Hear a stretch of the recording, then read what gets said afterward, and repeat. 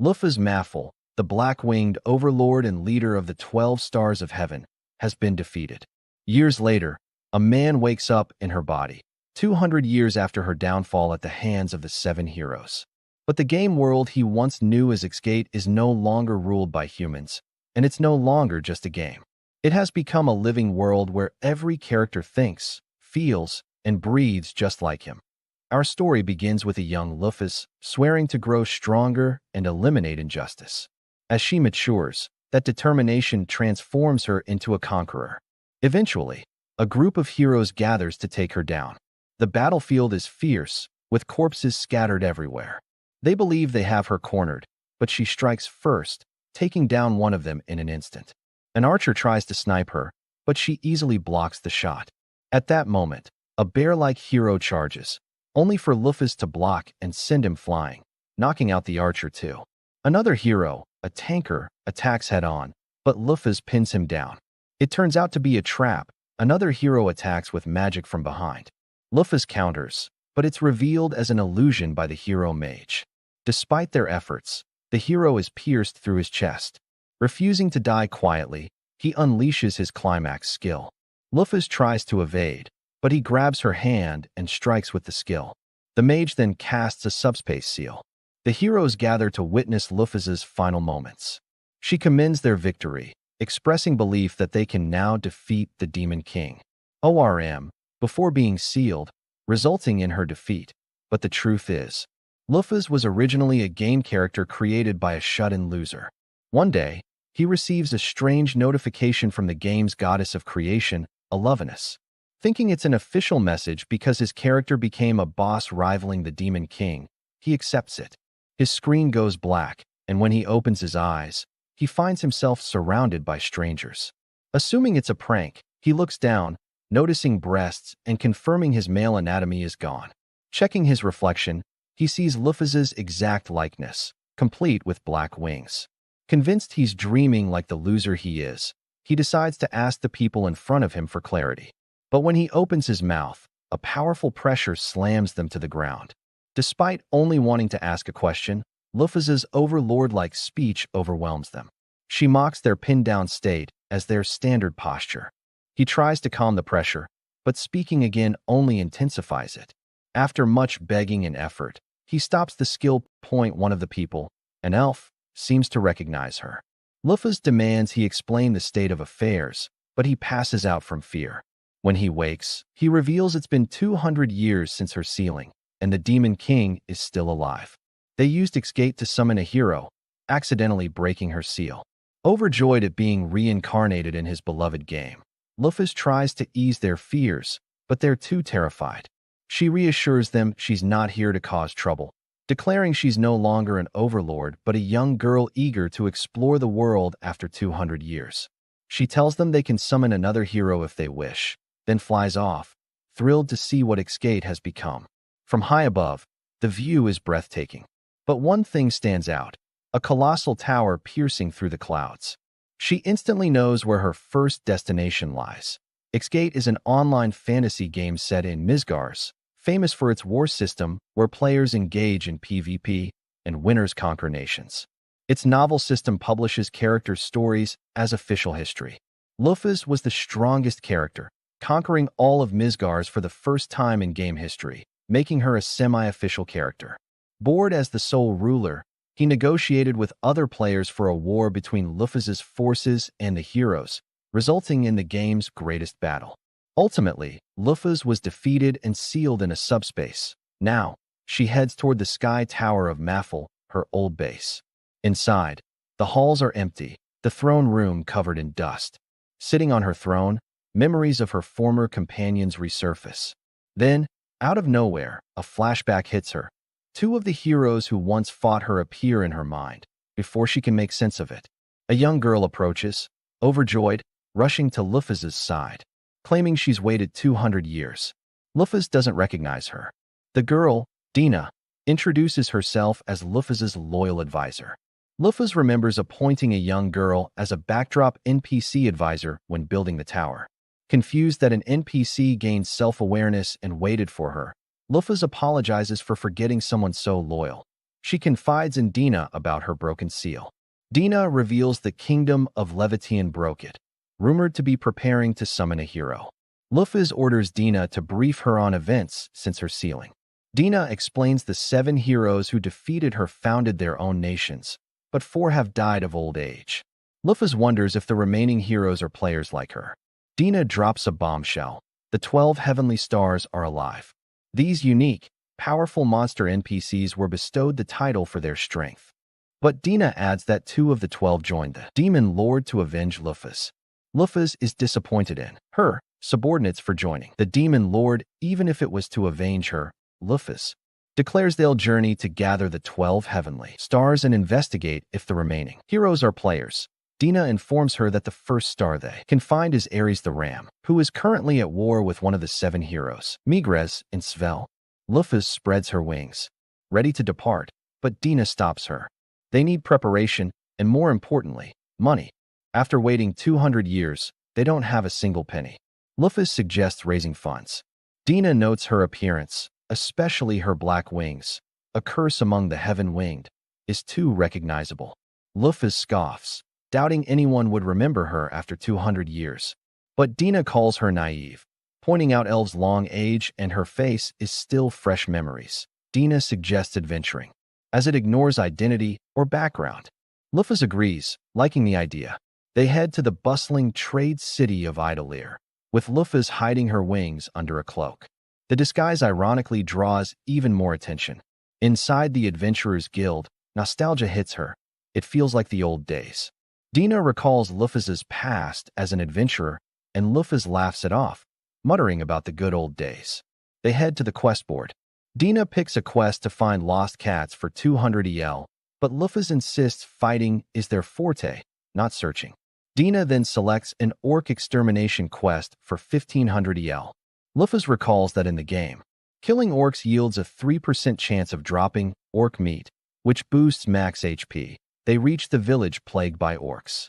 The village chief explains the situation, and Dina reassures him Lufus will handle it. At the orc den, Dina mocks their ugly faces, joking even the goddess sees them as failures and urges Lufus to wipe them out. Before attacking, Lufus checks her stats, all maxed, consistent with the game. Using alchemy, she crafts swords from the earth and takes out the guarding orcs. She feels grossed out by their corpses, but remains mentally unshaken. The commotion draws more orcs, led by their massive chief. The orcs attack, but their movements are sluggish to Lufus. Realizing she doesn't need swords, she pops their heads off with ease. The orc chief, terrified by his fallen minions, attacks the ground randomly. Despite his efforts, Lufus stands unscathed. A fire ignites on the orc's blood, and Lufus notes the vast gap in strength and perception of time. The chief tries again, but Lufus appears in his face, pats his head, and the orc felt like an ominous force was crushing him, causing his head to explode. For Lufus, it wasn't even a battle. It was nothing more than a slaughter. After slaughtering all the orcs, Dina calls upon Lufus and informs her that they got lucky this time. They found undamaged tenderloin. According to Dina, if eaten, it enhances vitality, the same as boosting HP in the old game. She explains that they were fortunate to find undamaged ones, since orcs are constantly fighting among themselves. That makes the chance of obtaining intact tenderloin only about 3%.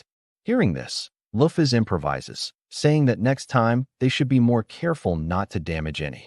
Dina smiles, promising that she'll cook it for her later, then teleports all the dead orcs to the tower for processing. Watching her work, Lufus quietly mutters that Dina is far more useful than she initially expected. Once the battlefield is cleared, Dina suggests that they free the kidnapped women being held nearby. They move quickly, and the rescue goes smoothly. Dina breathes a sigh of relief when she confirms that none of the women were harmed in any way.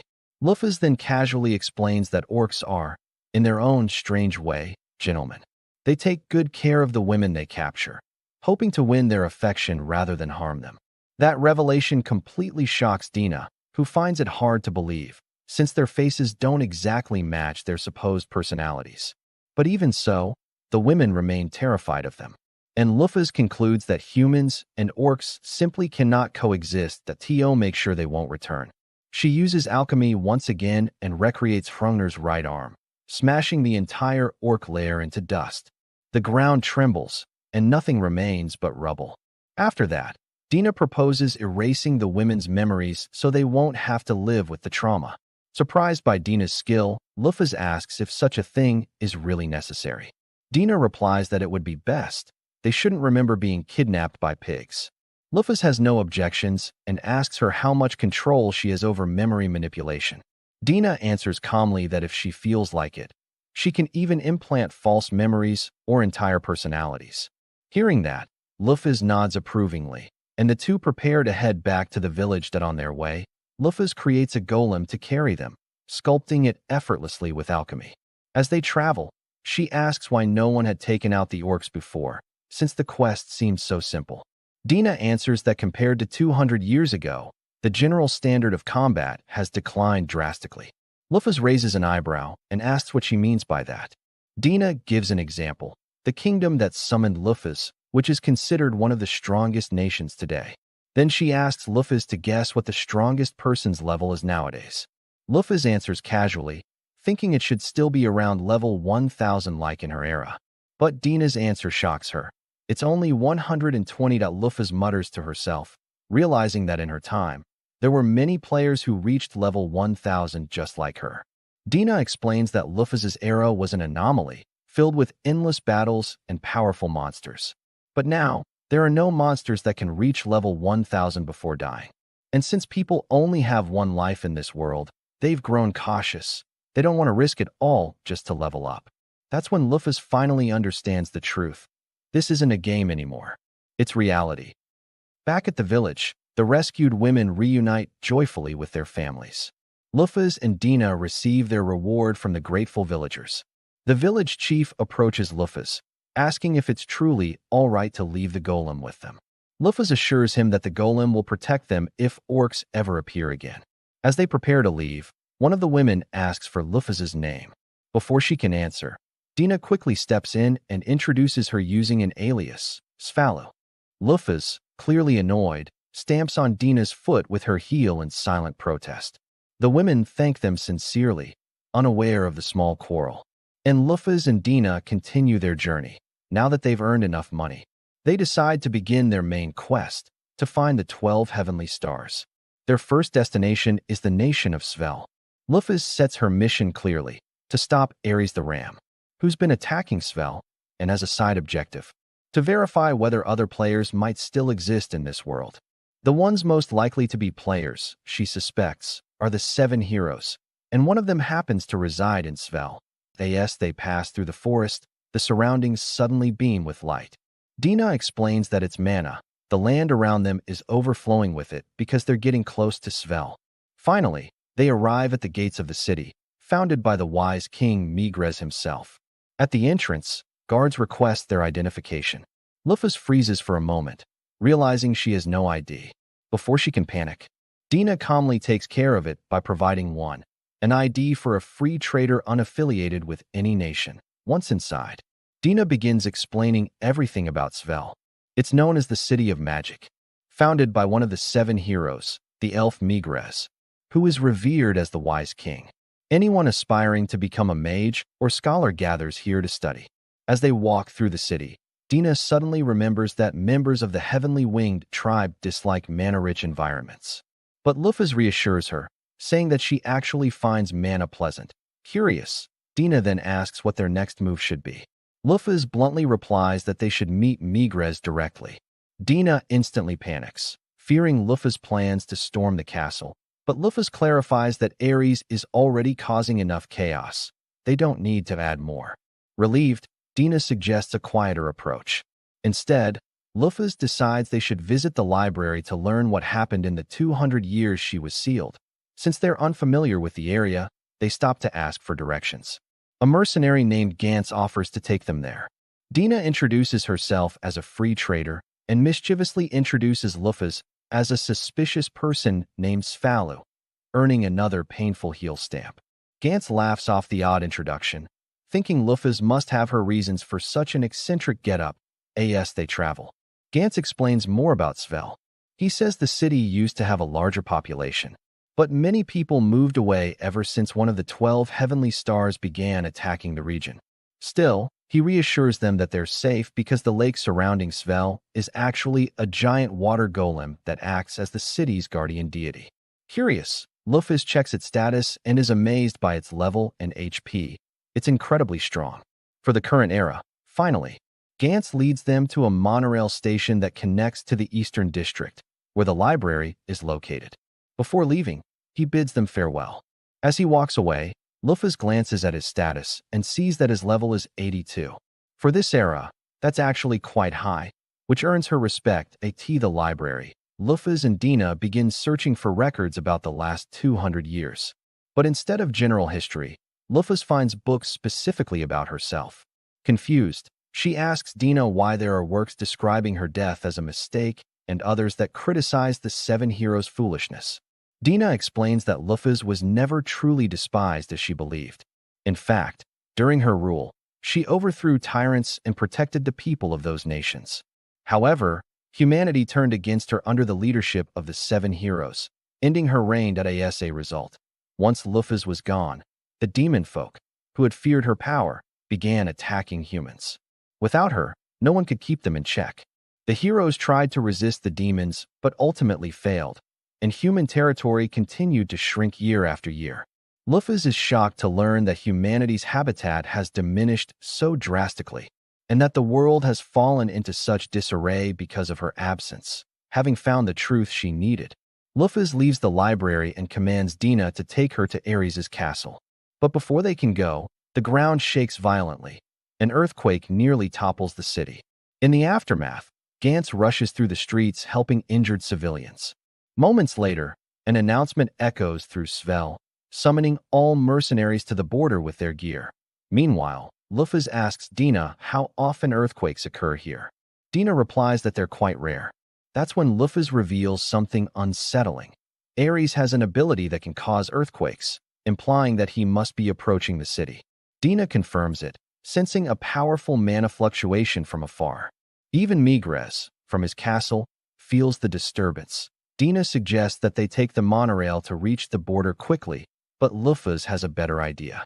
She uses alchemy once again and creates a massive bird-like statue to serve as transportation. As they soar through the air, Lufus grows uneasy. Something about Ares feels off.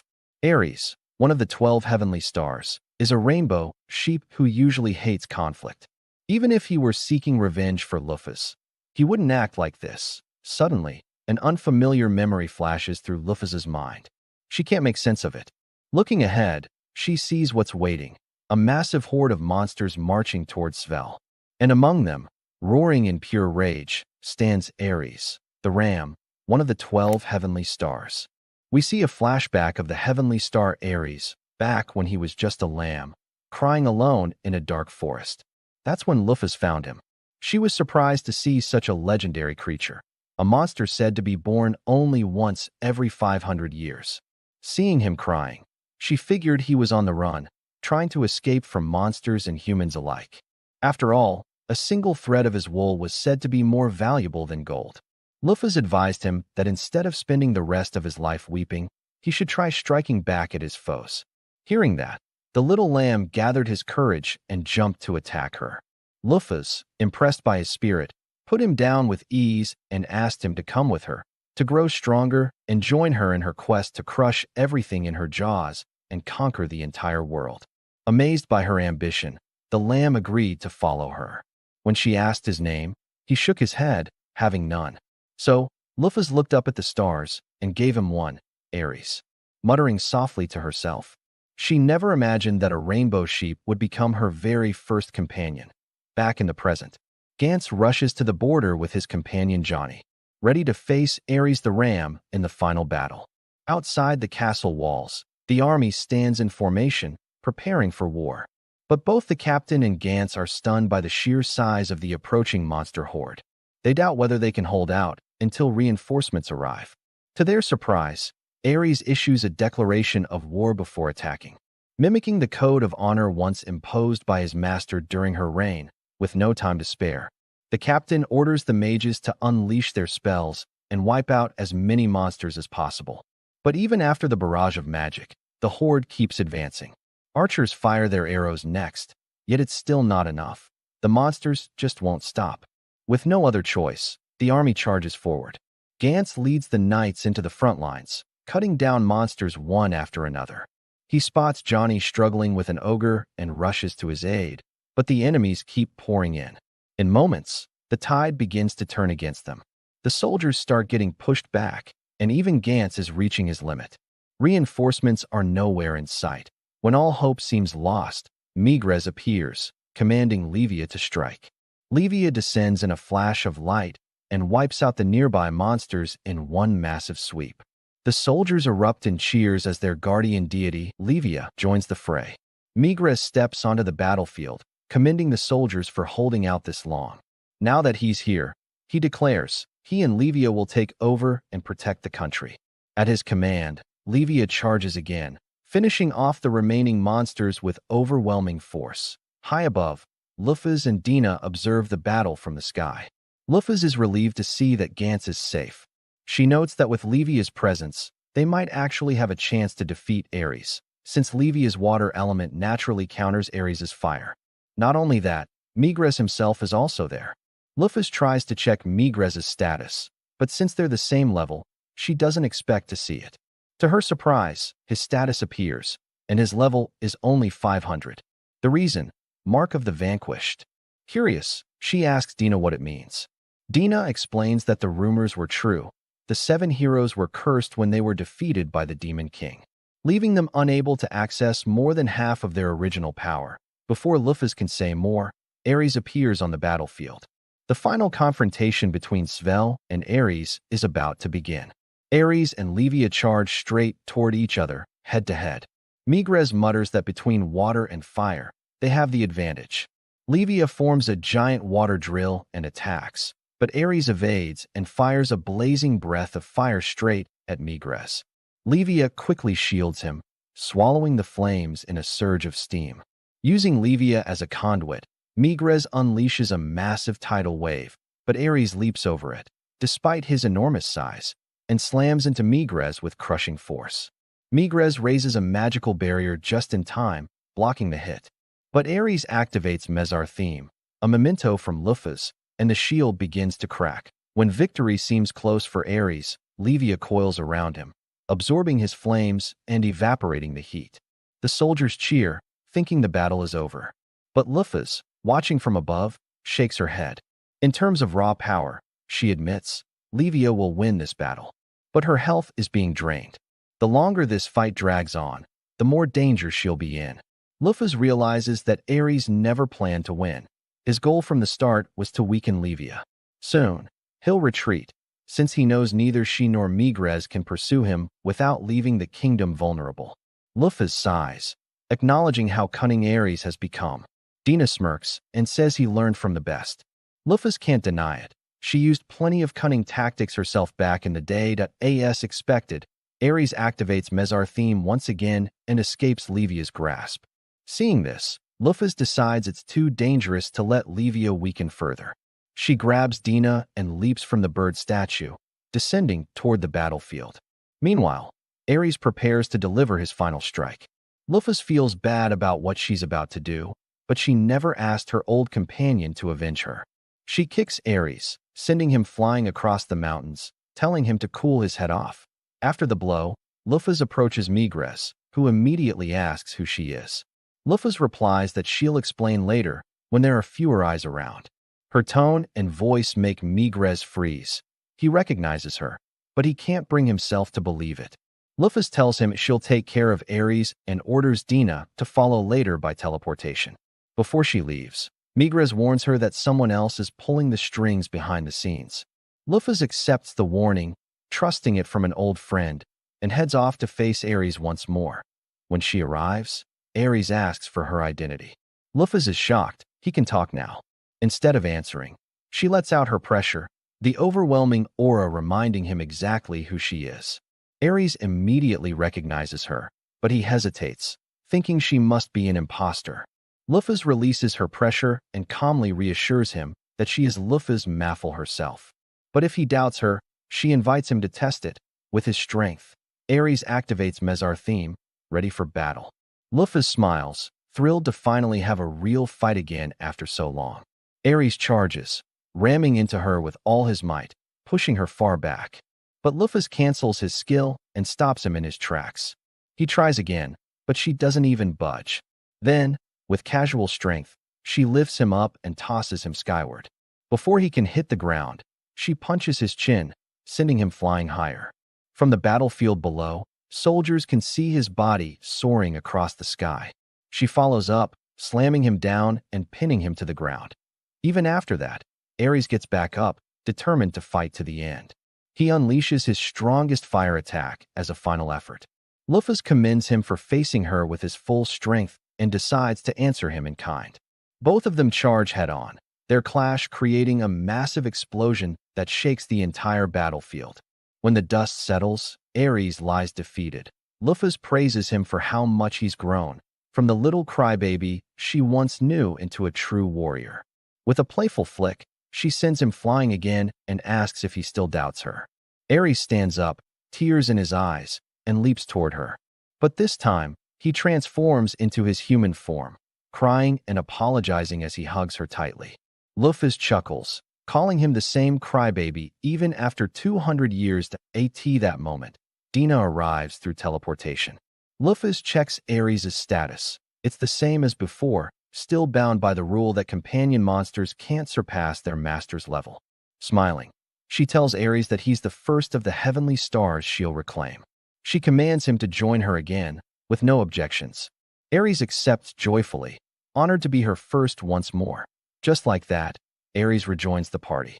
Dina cheers for their new companion, but Ares tilts his head and asks who she is.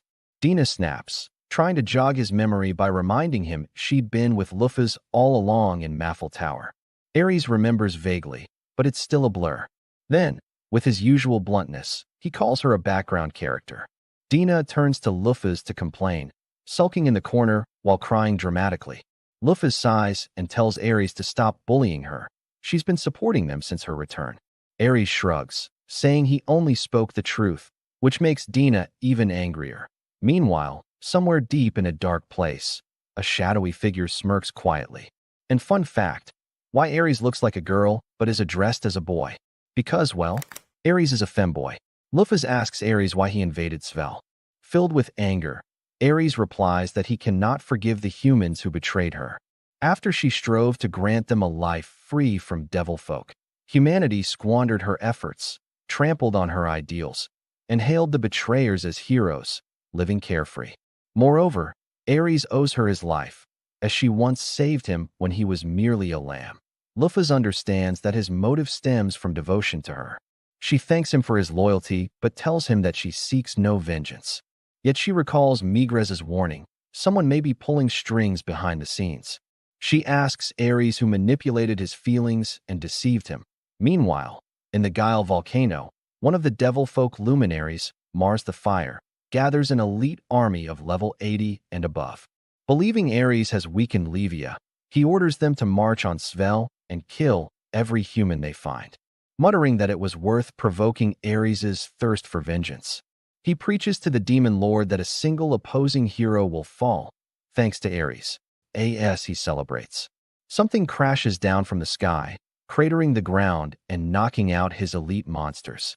When Mars checks the impact site, he sees Ares standing beside a cloaked Luffy, whom he does not recognize.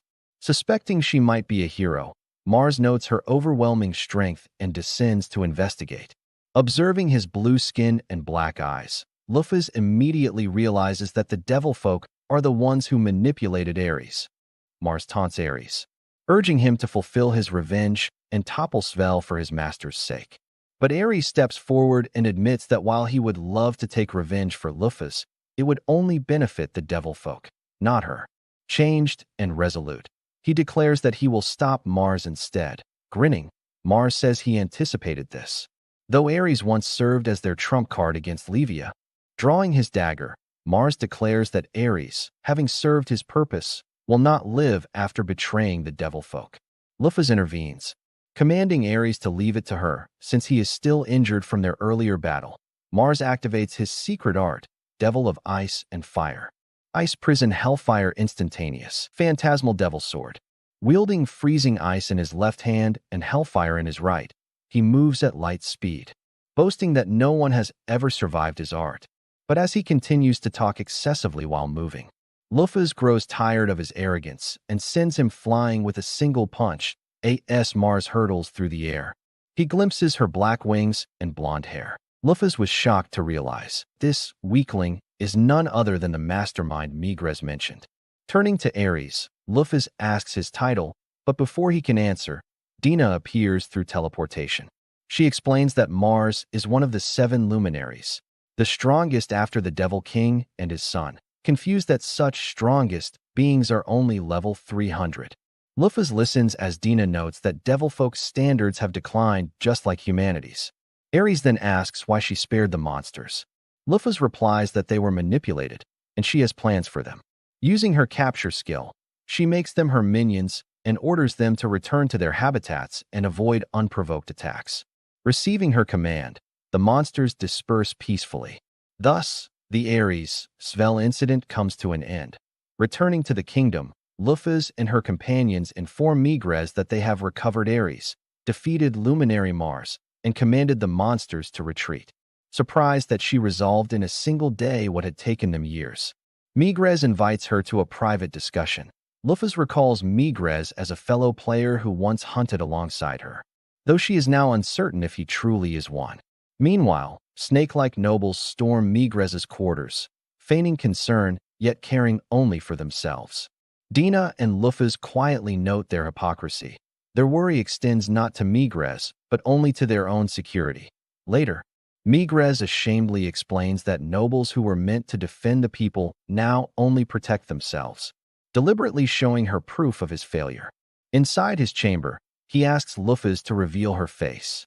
She does, but his reaction is unexpected, pure fear, despite seeing his supposed old friend. Realizing that he is not a player, Luffy listens as Migres asks why she returned after 200 years. Was it to mock their downfall?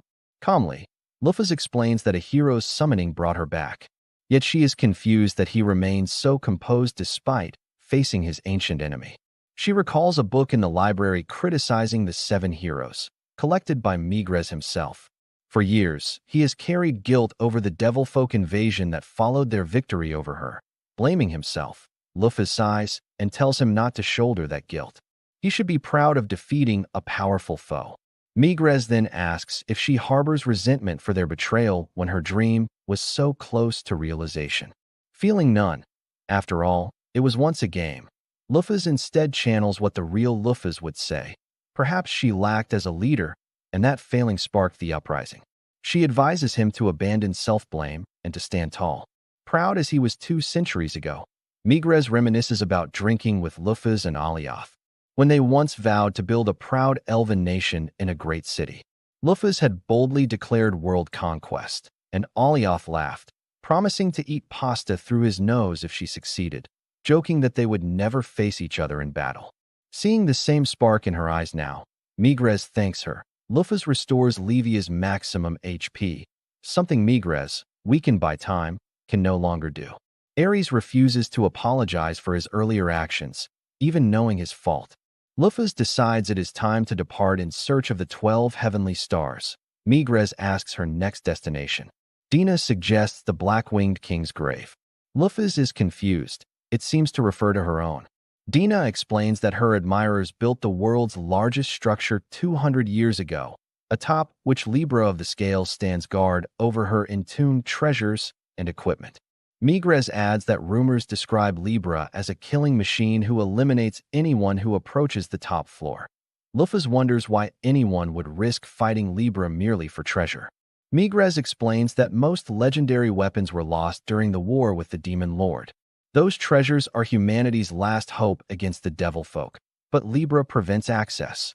Shamelessly, he requests that she lend him any unused items once she recovers them. Luffy agrees, confident in her own strength without them. Thanking her, Migres offers items to conceal her wings and a disguise to help her move freely among humans. At the kingdom's entrance, she finds Gantz waiting to bid farewell. He fails to recognize her at first. When she reveals she is Sval, Gantz is stunned by her beauty. She thanks him for his help, and they part ways. Gantz suspects she might be Lufa's but quickly dismisses the thought as impossible. Meanwhile, the heavily wounded Mars trembles at the thought of Lufa's return. Suddenly, a mysterious woman appears before him, stating that his role is finished. With a snap of her fingers, Mars vanishes, erased completely, as if he never existed.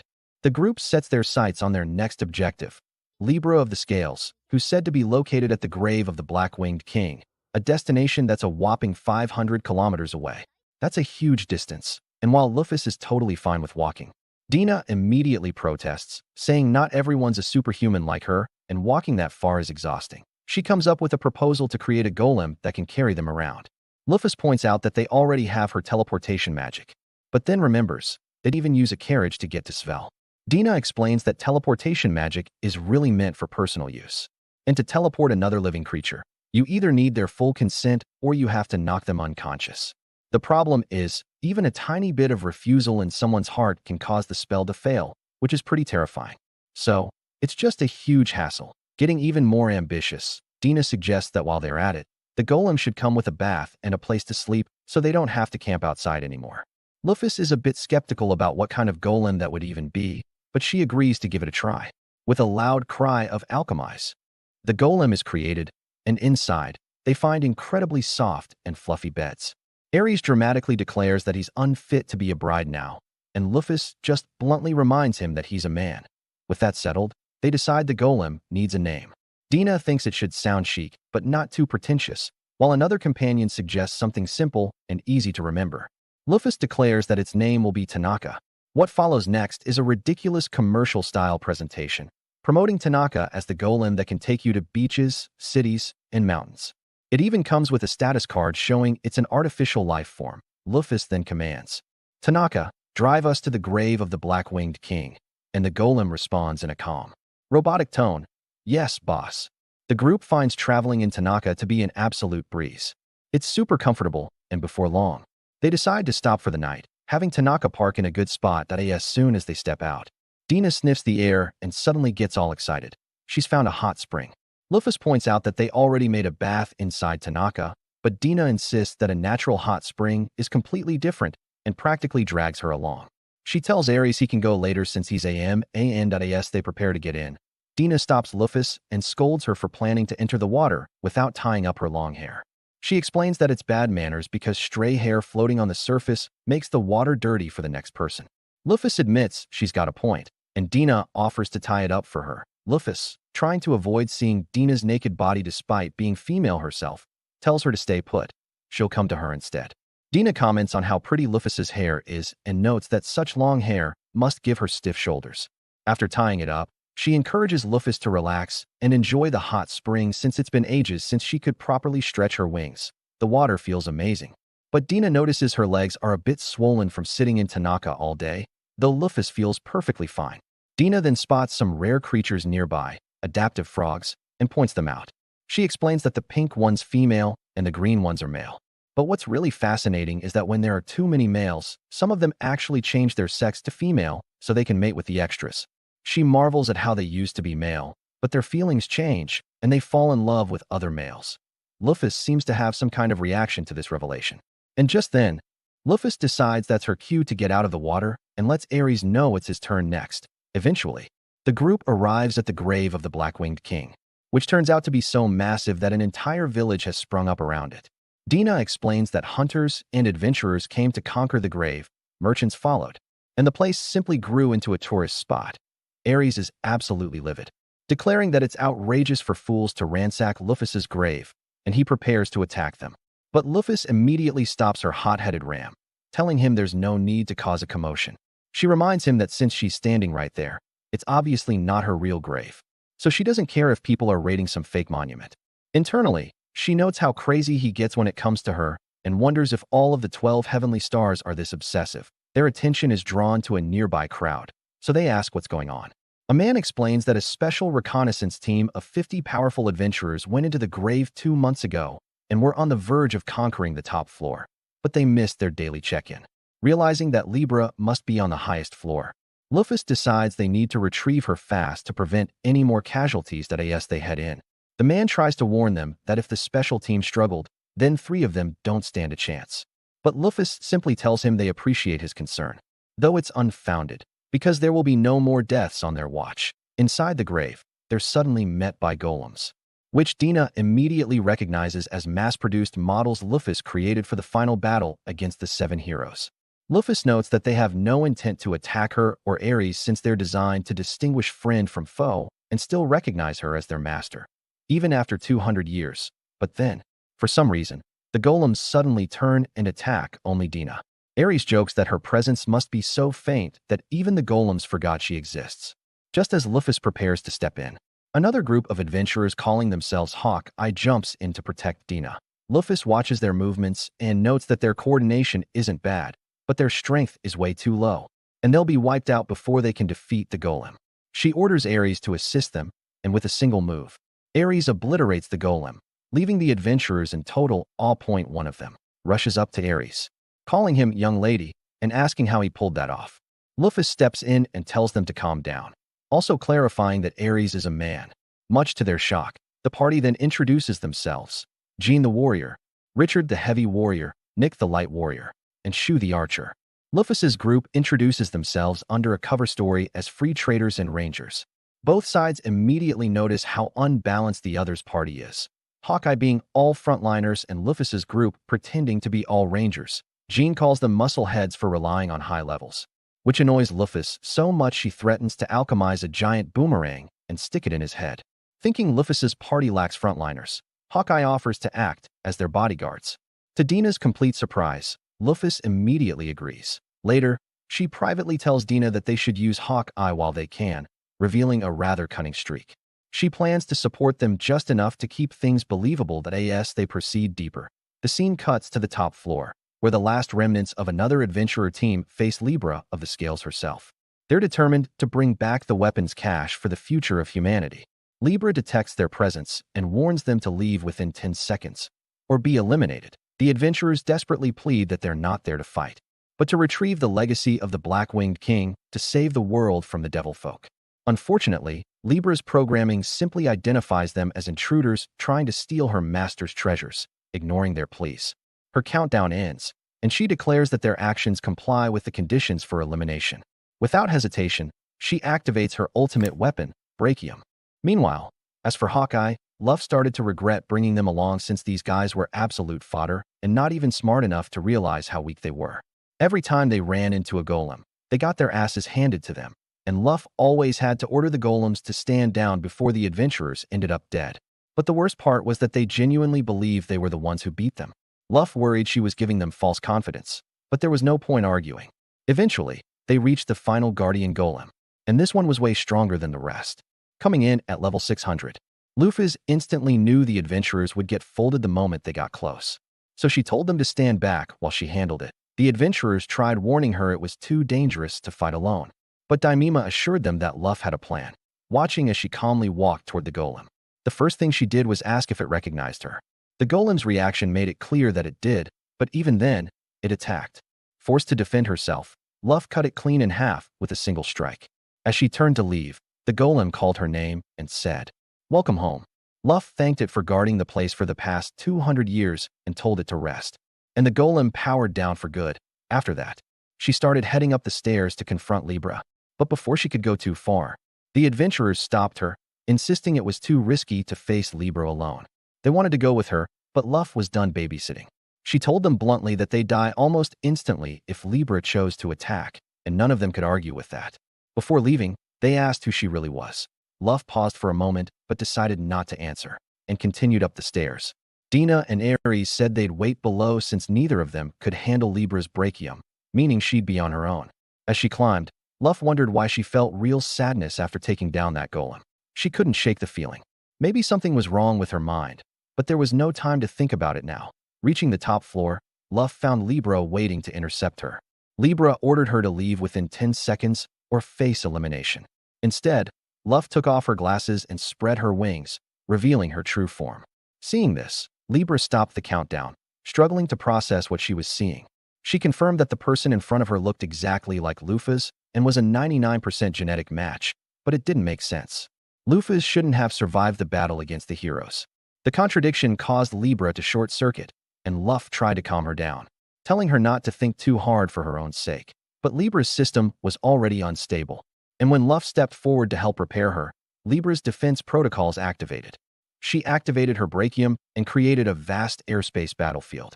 Luff was caught off guard at first, but quickly adjusted as Libra opened fire. Dodging bullets and missiles, Luff weaved through the air, looking for an opening. Eventually, she found one and struck, interrupting Libra's attack sequence before closing in. Libra retaliated with more gunfire, but Luff used her wings to blow the bullets back. Libra switched tactics, launching a series of complex attacks, but none of them came close to breaking through. Frustrated, she shifted to her ultimate domain, a sure-hit attack that ignored all defenses and dealt 99,000 damage. Caught in the range, Luff didn't back off. Instead, she smiled, excited to finally feel some real damage. When the violent energy hit, the pain was immense, but she had more than enough HP to tank it. Pushing through the blast, she closed the distance and dodged Libra's last-ditch laser strike. Before Libra could swing her blade, Luff grabbed her arm, pinning her in place while casting all repair. The spell restored all of Libra's damaged parts, fixing centuries of wear. Luff apologized for taking so long to return. With her logic units fully restored, Libra finally recognized her master. Her mission complete, she powered down for a long rest. Luff sighed in relief, glad things hadn't gotten out of hand. But now she had a new problem: how to explain all this to the adventurers without exposing herself. She walked back down and peeked around the corner, only to find Dina and Ares waiting. Confused, she asked where the adventurers went. Dina casually explained that she implanted false memories in their heads, making them believe they were the ones who defeated Libra. Luff had forgotten about Dina's mind manipulation ability. Dina explained that she made them think Libra was already badly injured, allowing them to claim victory. Luff asked if Dina planned it from the start, and Dina smiled, admitting that was the only reason she tolerated them in the first place. Dina suggested heading up to the treasure vault. When they entered, they were stunned by the mountains of gold and glittering artifacts. Luff couldn't sit still. Something about all that treasure made her restless. Dina pointed out that Luff always loved shiny things and used to hoard gold obsessively, which explained her behavior. She told Ares to help her pick out useful items while Luff was busy getting distracted. Luff tried to argue that she could control herself, but with both hands full of gold already, her words didn't exactly convince anyone. Eventually, Dina and Ares finished gathering what they needed, leaving behind the useless weapons and spare coins. Before they left, Dina asked Luff to gather all the golems in the area for teleportation. Luff agreed, but when she realized Dina meant all of them, she groaned and spent the next few hours roaming the grave to collect every last one. Dina teleported the golems away and suggested they move out. Luff asked if it was all right to leave the adventurers as they were, but Dina assured her everything was fine. Sure enough, a few minutes after they left, the adventurers woke up, fully convinced they were the ones who cleared the dungeon. Meanwhile, out in the forest, Luff and the others made it back to their RV. Before setting off again, Dina repaired Libra's clothes and placed her on a tree stump. Luff approached, giving the command to power on, and Libra slowly opened her eyes, greeting Ares and the unfamiliar woman beside him. She apologized to Lufas for all the trouble she caused. Before Luff could respond, Dina scoffed that she couldn't believe Libra didn't recognize her. Luff chuckled and introduced Dina as her advisor. Libra was shocked, saying her memory contained no record of such a person. Dina got up close to her face, trying to jog her memory, but Libra insisted they'd never met. After scanning her data, she found some damaged files that might explain it, but couldn't access them yet. So, for now, she decided to take Luff's word for it and temporarily accepted Dina's authority. Luff couldn't read Libra's expressionless face, but she trusted her loyalty. She told her they were on a journey to reclaim all 12 heavenly stars and asked if she'd like to serve her again. Libra replied that nothing would make her happier and vowed to dedicate her life to Luff's cause. With Libra back in the team, Luff asked if she knew where the other stars were. Libra apologized, saying she'd been stationed in the grave for centuries and knew nothing of the outside world. So Luff turned to Dina, who happily explained that around 2,000 kilometers away, there was a small village at the base of a mountain where Parthnos now lived. Luff was surprised that Parthnos chose a village life, but Dina clarified that Parthnos had actually created the village herself, protecting it with a powerful barrier to shelter monsters and plants from humans. Luff was relieved to hear she wasn't causing trouble, until Dina added that the mountain used to be Luff's homeland. And driven out all the heaven wing who lived there, turning it into an uninhabitable zone. Luff could only sigh in disappointment. Luff wakes from a strange dream, a fleeting vision from her past as Sappho, yet the details slip away like mist. Dina's hand on her shoulder brings her back to reality, and Luff decides to focus on their mission instead. When she asks how much longer until they reach their destination, Dina says they're close. Along the road, Ares brings up a concern. If Parthenos expelled the Heaven Winged from Vanaheim, where did they all go? Dina explains they've settled in Galahorn, a sky city founded by one of the 7 heroes, Mara the Sky King. The mention stirs unease in Luff. Given her history, she doubts she'll get along with the Heaven Winged, but if Mara still lives, she needs to see whether he remembers their days together. By nightfall, they arrive before the cliffside capital of Galahorn. The place looks magnificent yet chaotic, its structures stacked along the steep rock walls. Ares immediately notices how sharply divided the city is, one half pure white, the other drenched in black. Dina explains that Galahorn has been torn apart by civil strife. The White Wing believe themselves superior, while the Dark Wing demand equality. Luff asks why Mara hasn't intervened, and Dina reveals that he's been trying to stay neutral, keeping both sides from tearing each other apart. But it hasn't worked. Ares recalls that centuries ago, discrimination among the Heaven Winged was banned under Luff's own reign, a rule she doesn't even remember issuing. Dina adds that after Luff disappeared, the White Winged seized power and began oppressing the Dark Winged again. The war has raged for 200 years since. Hearing this, Luff feels responsible and decides to set things right. However, with Heaven Winged lifespans stretching over a millennium, many would still remember her face. To avoid being recognized, she cloaks herself before entering the city. Climbing the stairways proves brutal. Galahorn was clearly designed for those who can fly. Ares grumbles about all the walking until Libra switches to jet mode, grabs everyone without warning, and rockets them upward. The roar of her engines wakes the entire Darkwing district, and within moments, the streets fill with confused residents. Luff scolds Libra for the noise, but the automaton barely cares. Dina steps forward to calm the crowd, introducing herself as a free trader, while Luff apologizes for the disturbance. Fortunately, one of the locals offers them lodging for the night, which Luff accepts since Ares looks ready to collapse. Later that night, Luff lies in bed, but sleep turns cruel. She dreams of her childhood, a memory buried deep. She sees herself as a little girl, beaten and locked away by her father for being born with dark wings. While he boasts to his white-winged peers, she sits hungry and cold in a shed. Only her frail mother dares to visit, sneaking her food under cover of night. Luff hugs her tightly, promising she'll be fine, but when they try to return to the house, her father catches them. Furious, he drags her mother away while Luff lies helpless in the mud. In that moment, she vows to grow strong enough to break free of such cruelty, even if the gods abandon her. Luff jolts awake, her heart pounding. Libra checks on her, but Luff insists she's fine. When Libra returns to sleep mode, Luff stares into the darkness, shaken. The memories felt too real, too vivid. And the strangest part, she doesn't remember ever writing that backstory when she created Lufa's character in the game. If these emotions are real, then this world isn't just fiction. It means the true Lufa once lived, and he's now occupying her body. That leaves one terrifying question: what happened to her soul? Meanwhile, in the Demon Lord's castle, the 7 demon luminaries gather for a meeting. One seat is empty. Mars hasn't shown up. They quickly assume he's dead, probably taken out by an enemy. Some speculate that Ares might have done it, which would be humiliating. Then Venus, another luminary, enters the room. Calm and cryptic, she tells them she knows who killed Mars. The others question her, wondering where she's been. Venus admits she's been tracking the killer, but couldn't get close without risking her life. Though she didn't see the face, she recalls one chilling detail: the person had black wings. The room falls silent. Everyone knows what that means. It can't be possible, but the implication is clear: Lufa might still be alive. 2 centuries ago, the human heroes supposedly killed her. If she's returned, even the demon lord himself should be afraid. Venus then reports that she saw Lufa heading toward Galahorn. The leader of the luminaries wastes no time, ordering Venus and Jupiter to go there and observe her movements closely. Morning breaks over Galahorn. Luff and her companions regroup to discuss their next step.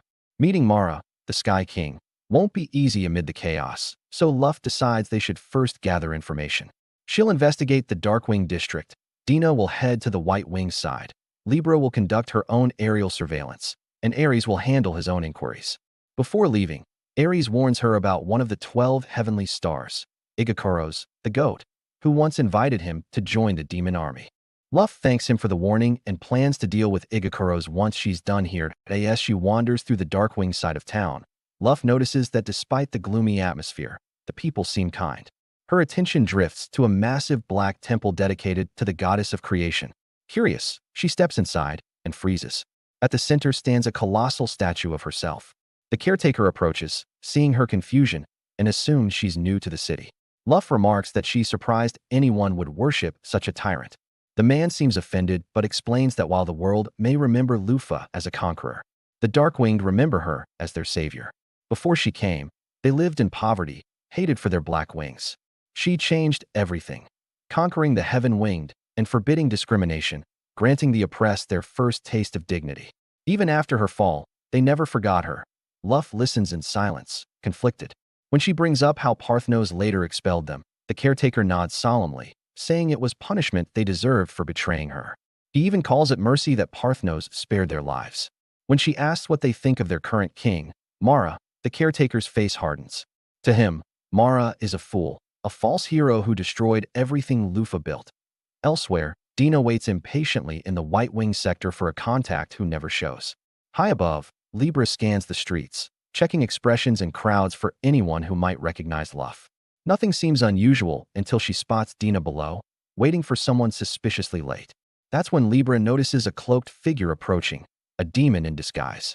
She dives down and confronts him, warning him to back off. The demon drops his act and attacks, forcing Libra to activate her defense systems. At the edge of the city, Ares sits alone, watching the horizon. Knowing that Galahorn was founded by one of the heroes who betrayed Lufa fills him with disgust. He gets up to take a walk, but after a few quiet minutes, the air changes. A barrier shimmers to life around him. He's trapped. As the light fades, a shadowy figure steps forward. It's Igakuros, waiting for him. Back at Marek's castle, where he's sitting in a cramped council chamber looking absolutely drained. The Lightwing nobles have been yelling at him nonstop, insisting he should use his power to get rid of the Darkwinged once and for all. And even though Marek originally founded Galahorn to give the Darkwinged a place where they wouldn't be looked down upon, Parthnos kicked the Light-Winged out of Vanaheim, leaving them homeless. So he reluctantly allowed them into this nation. But even though this wasn't their land, they kept demanding special treatment and persecuting the Darkwinged. Marek has been trying every diplomatic approach he can think of, but no matter what he says, the Light-Winged refuse to coexist. And the more they pressure him, the more Marek doubts whether he deserves to be king at all. He compares himself to Lufus, who struggled through everything to become extraordinary, while he feels like someone who had success handed to him and still can't manage the country right. Meanwhile, Lufus stands outside the Lightwing district, knowing the fastest way to resolve this crisis is to convince Marek himself. But getting in contact with him is another problem entirely. Elsewhere in the nation, Libra is engaged in a fierce battle against Jupiter. She morphs her arm into a cannon and fires a blast straight at him. Jupiter leaps aside at the last second, dodging effortlessly. Libra switches to rapid-fire shots, but he shields himself with compressed wind and dives in for a clean slice that cuts straight through her gun. After examining his movements, Libra concludes he must be an element user who manipulates wind freely. Jupiter confirms it proudly, but says knowing his power won't help her at the same time. Engokuro is still trying to persuade Ares to join the demon army alongside him so they can wipe out the heroes. Ares refuses. He knows Ego is doing this for revenge because of what happened to Lufus, but he tells him there's no need, because Lufus has returned. The second Engokuro hears that, he freezes. It sounds impossible, but it would explain how Mars was defeated, so he believes it. Ares urges him to go back to Lufus's side and serve her again. But Ego insists he can't return yet. If he doesn't eliminate her enemies first, they'll turn on her again eventually. His plan now is to destroy Marek's nation, wipe out the heroes, and then annihilate the demons themselves as an offering to Lufus. Ares tries talking him down, but Engokuro's too far gone and teleports away to begin his mission. Left alone, Ares ponders. He hates the heroes as much as Engokuro does. And honestly, letting the Light-Winged perish wouldn't bother him, especially since they persecuted Lufus over the color of her wings. But Lufus herself would never approve of genocide. So he decides to wait and see how the Light-Winged behave before choosing a side. Meanwhile, in the Lightwing district streets, Diana grows tired of waiting for her contact, and she spots a suspicious man heading into a dark alley and follows him. There, She overhears a group of light-winged plotting to take matters into their own hands and get rid of the dark-winged, even if they need to shed blood. They claim the dark-winged are preparing for war, information supposedly given to them by Jupiter. When asked where Jupiter is, the man admits he doesn't know. Jupiter was supposed to meet him today, but never showed up, likely because of the wingless strangers who arrived recently. After listening in, Diana realizes this nation is on the brink of civil war, probably fueled intentionally by Jupiter. She doesn't know why he skipped his meeting today, but at least she has intel to take back to Lufus. Back with Libra, she continues clashing with Jupiter. No matter how much wind pressure he summons, Libra's solid frame refuses to budge. The only reason he's lasted this long is his speed, dodging every shot. But Libra's been analyzing him the whole time. Once she completes her analysis, dodging won't save him. Jupiter realizes he can't win. So he kicks up a massive dust cloud and escapes while she clears the air. Too late to catch him. Later, everyone reunites to exchange intel. Diana reveals that the light-winged are preparing for war against the dark-winged and have likely been provoked by someone named Jupiter. Libra adds that she fought Jupiter herself, one of the 7 demon luminaries, but he managed to escape. Lufus is shocked that a demon is trying to destroy the city when it's already collapsing under its own political tension. Since Jupiter will definitely return, Libra asks for more ammunition, saying she's running low. Lufus agrees to synthesize more later. Next, she asks Ares if anything noteworthy happened on his end. Ares lies, saying nothing happened, still unsure whether to intervene or let the light-winged face destruction. Lufus accepts the answer and tells them what she saw in the Dark District. They harbor deep hatred toward the light-winged, and the chance of civil war is extremely high. On the other hand, the dark-winged have erected a statue of Lufus in their temple and worship her. Everyone approves of them immediately, and Libra even suggests joining the dark-winged in the coming conflict. But Lufus refuses. Choosing a side would doom the nation and invite demon invasion. Instead, she instructs Libra to capture Jupiter alive next time, so he can be forced to testify before all the heaven-winged. Libra agrees, but asks whether killing him is forbidden. Lufus tells her keeping him alive is necessary, but her safety comes first. That night, Lufus finishes crafting Libra's ammunition. Libra walks in and casually lifts her skirt to store the ammo, and somehow, it all fits. Lufus has no idea how. Libra promises she'll capture Jupiter next time. Then she asks if Lufus knows where Diana went because her sensors don't detect her within 100 kilometers. Lufus tells her not to worry. Diana just uses teleportation magic to move wherever she wants. But that statement confuses Libra. In this world, the only teleportation spell is X-Gate. Lufus tries to think deeply about it, and suddenly gets a headache. 200 years ago, teleportation magic didn't exist. Even in Zeta Online, X-Gate wasn't meant to be a learnable spell. So how is Diana using it? And why hasn't Lufus questioned this earlier? Something doesn't add up. When Diana finally returns to the inn, she walks straight into an interrogation. Pitch black room, single spotlight, chair in the center. Lufus demands answers. Diana has both memory manipulation and teleportation magic, plus suspicious levels of talent for someone supposedly just an NPC. Lufus asks if her teleportation is the escape spell, and Diana doesn't deny it. Lufus is stunned. Escape was the spell that summoned her into this world, yet Diana uses it freely? Diana suddenly gets defensive, yelling that she trained for 200 years to stand out more. Seeing her reaction, Lufus decides to drop the interrogation. For now, relieved, Diana casually mentions she should be able to teleport Libra anywhere because Libra, being a golem, counts as an object, meaning X-Gate restrictions don't apply. She suggests testing it. Libra doesn't mind. Jupiter hasn't moved, so it's unlikely he'll attack while she's gone for only 10 minutes. The two teleport away. But not even 10 seconds pass before Jupiter launches a massive attack and blows up a section of the Lightwing District.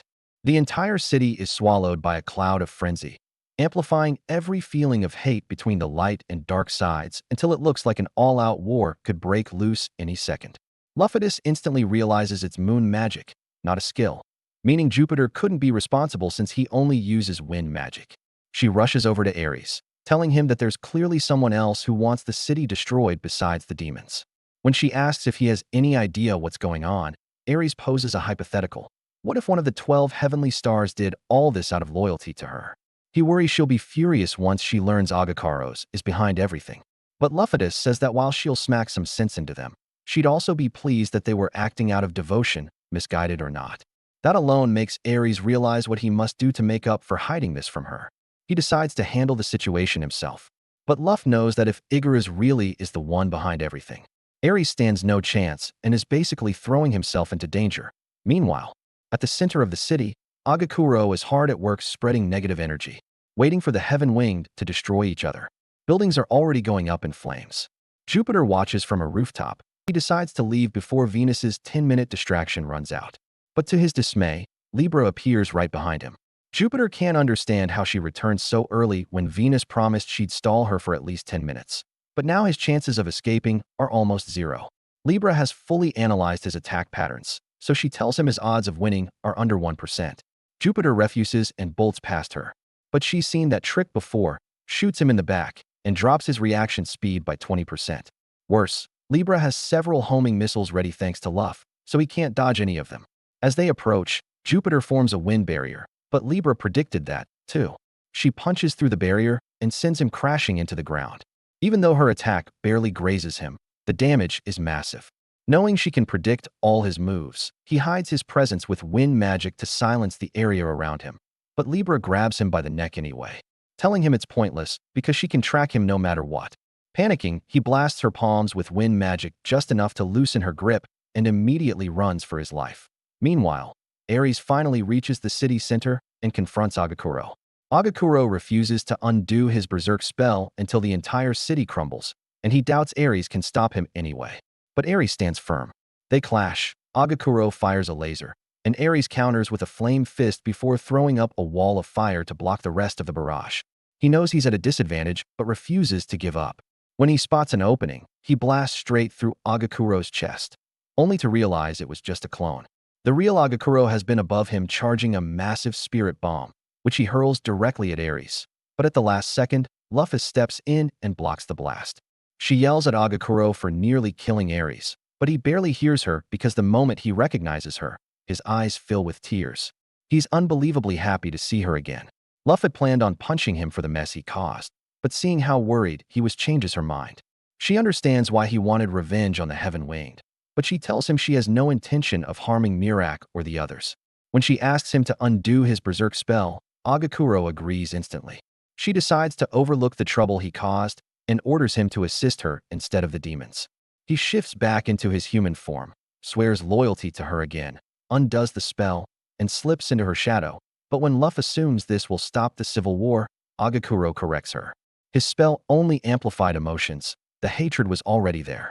Even without the spell, both sides still want each other dead. Luff realizes the situation is worse than she thought. Suddenly, Dina appears, saying she has a way to prevent the war. Luff is relieved to see her, but Agakuro is confused.